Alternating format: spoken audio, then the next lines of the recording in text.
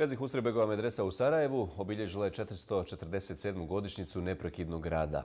Duga tradicija ove obrazovne ustanove, čiji je najstarijom školom na području Zapadnog Balkana. Svečanoj akademiji, kojom je proslavljen rođendan, prisustvovali su i Reis ulema Husein Efendija Kavazović, Ismet Efendija Spahić te brojne druge zvanice. Gazi Husrebegova medresa u Sarajevu izgrađena je 1537. godine. Od tada pa do danas ona ima poseban uticaj na prosvjetu i kulturu grada. Gazi Husrebegova medresa je kroz cijelo to vrijeme bila i ostala elitna škola, elitna odgojno-obrazovna ustanova po svim elementima odgojno-obrazovnih institucija. Nekadašnjim učenicima medrese Adnanu Silajđiću i Ferhatu Šeti uručena su danas priznanja za životno djelo. Zadovoljstvo mi je što mi se dodjeljuje ova nagrada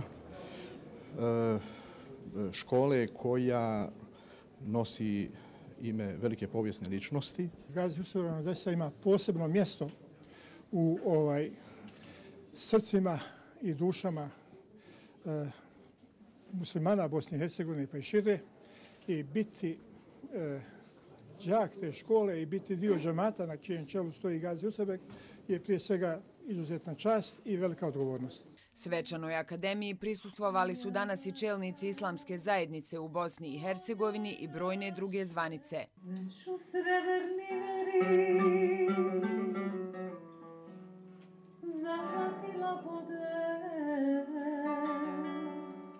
Pa niz bašću žule zaljevati ode. Od 1957. godine Gazi Husrebegova medresa samo jednu godinu nije radila, i to školsku 1993-94. godinu, u vrijeme agresije na Bosnu i Hercegovinu. Već naredne godine učionice su adaptirane, učenici su u školu dolazili i kroz ratni tunel.